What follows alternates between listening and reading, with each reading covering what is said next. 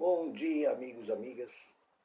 Vamos às senhas diárias e hoje, então, dia 11 de janeiro de 2022, uma terça-feira, como eu estou fazendo, dou um título, uma sugestão de chave para a interpretação dos versículos, palavra de oração e das leituras. E hoje vai ser a verdade é amorosa. Não vou chamar de a verdade liberta, tá? Porque isso virou uma confusão. Mas poderia ser a verdade liberta. Mas eu vou chamar de a verdade é amorosa, para fazer a diferença. Porque liberta pode ser muito manipulado, né? Agora, quando a gente fala de amor, amor solidário, amor de verdade, amor por todos, aí a coisa fica diferente. Amor por todos e todas. Às vezes eu não incluo a linguagem inclusiva, foi porque eu ainda não estou totalmente adestrado e acostumado, mas é sempre inclusivo, tá? Amor a todos e todas. A verdade é amorosa. Primeiro versículo do dia, Eclesiastes 5:7. Como na multidão dos sonhos há vaidade, assim também nas muitas palavras. Portanto, tema a Deus. Como na multidão dos sonhos há vaidade, assim também nas muitas palavras. Portanto, tema a Deus. Aqui a palavra vaidade não significa que a gente não possa se cuidar, ficar bonito, pentear o cabelo, mas significa se achar mais do que é. Ok? Vocês sabem. Portanto, tema a Deus. Que ninguém é mais do que é. Ninguém é mais do que ninguém. Segundo versículo, Colossenses 2, versículo 8. Tenham cuidado para que ninguém venha a enredá-los com suas filosofias e vãs sutilezas, conforme a tradição dos homens, conforme os rudimentos do mundo, e não segundo a Cristo.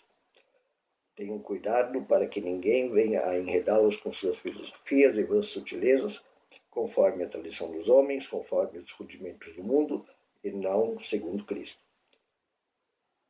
Exatamente porque a verdade é amorosa, ficam inventando umas sutilezas dentro da própria fé cristã que são, na verdade, são desamorosas e são contra a verdade, são a favor apenas de certos interesses. Isso sim. Isso é vã sutileza. Isso é filosofia de rudimentos das tradições dos homens. Não é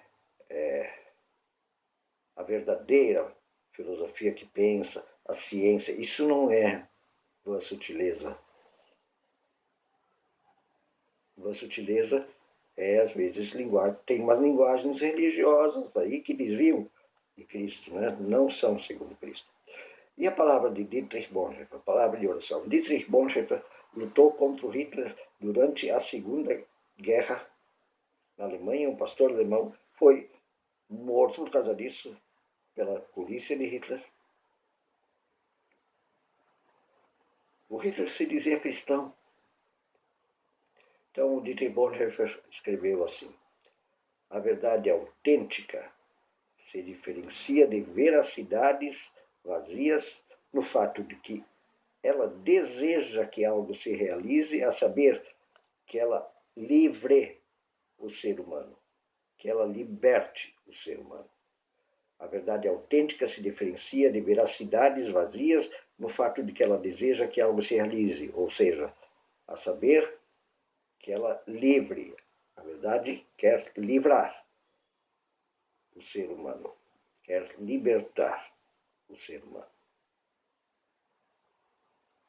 Ok?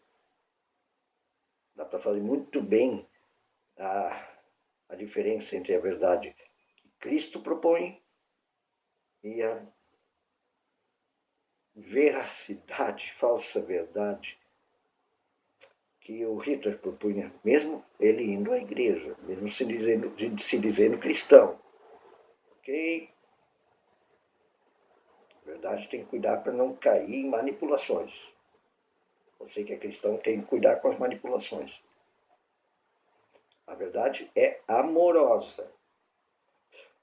E aí a primeira leitura é Lucas 18, 15 a 17. Vocês já ouviram isso? Lucas 18, 15 a 17, que eu vou ler aqui um texto lindíssimo.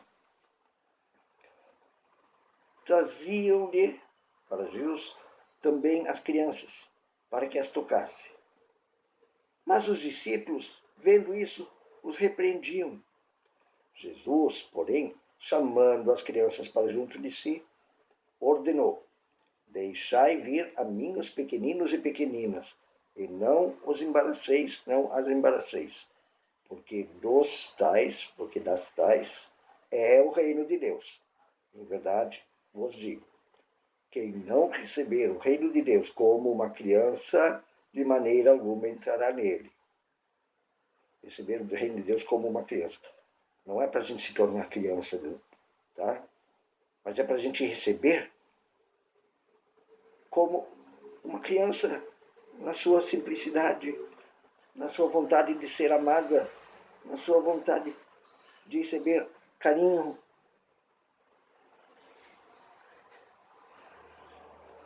Quem diz que ama a Deus, mas odeia o próximo, seja criança ou adulto, é mentiroso. E o outro texto, o segundo texto de leitura bíblica, Lucas capítulo 4, versículos 1 a 26, um texto grandão, mas é bonito. Lucas 4, 1 a 26.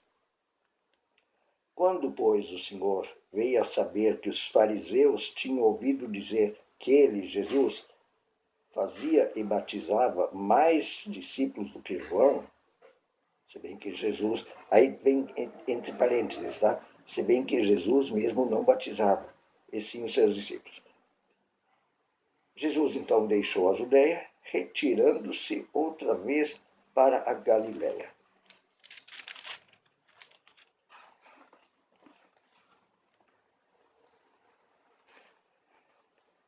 E era-lhe necessário atravessar a província de Samaria. Chegou, pois, a uma cidade samaritana, chamada Sicar, perto das terras que Jacó dera a seu filho José. Estava ali a fonte de Jacó. Cansado da viagem, assentara-se Jesus junto à fonte por volta da hora sexta, meio-dia. Nisto veio uma mulher samaritana tirar água. Então Jesus lhe disse: dá-me de beber um pouquinho, pois seus discípulos tinham ido à cidade para comprar alimentos. Então lhe disse a mulher samaritana: como, sendo tu judeu, pedes de beber para mim, que sou mulher e samaritana? Entre parênteses de novo, porque os judeus não se dão com os samaritanos. Esses parênteses são uma espécie de explicaçãozinha. Disse-lhe Jesus: se conheceras o dom de Deus e quem é o que te pede, dá-me de beber, tu lhe pedirias e ele te daria água viva. Respondeu-lhe ela: Senhor, tu não tens com que tirar a água, tu não tens um balde, uma caneca, e o poço é fundo, onde, pois, tens água viva? És tu, porventura, maior do que Jacó, o nosso pai, que nos deu o poço? Eles também se consideravam parte do povo judeu, mas os judeus achavam esses são inferiores. Preconceito. Que nos deu o poço do qual ele mesmo bebeu, e bem assim seus filhos e seu gado. És tu maior que Jacó, o nosso patriarca?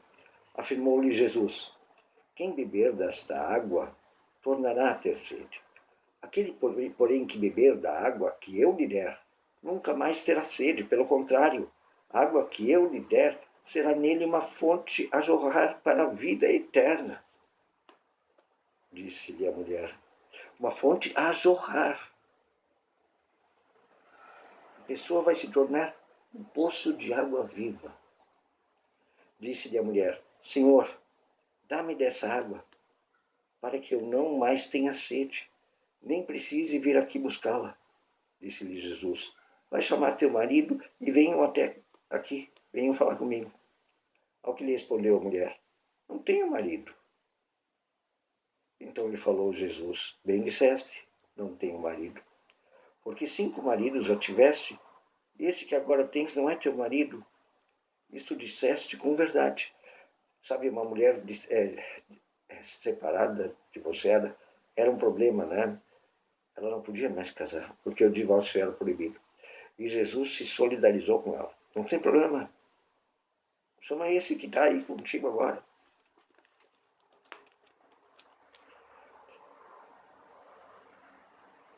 Senhor, disse-lhe a mulher, vejo que és profeta. Tu sabe as coisas. Nossos pais adoravam neste monte. Vós, judeus, entretanto, dizeis que em Jerusalém é o lugar onde se deve adorar. Lá no templo de Jerusalém, aqui não pode, nós não podemos ter o nosso lugar. Disse-lhe Jesus, mulher, podes crer-me que a hora vem, quando nem neste monte, nem em Jerusalém adorareis o Pai. Vós adorais o que não conheceis, nós adoramos o que conhecemos, porque a salvação vem dos judeus. Ele não está dizendo que os judeus estão certos, ele está dizendo, não, os judeus estão mais errados que vocês. Vocês pelo menos adoram o que não conhecem. Os judeus acham que têm certeza das coisas.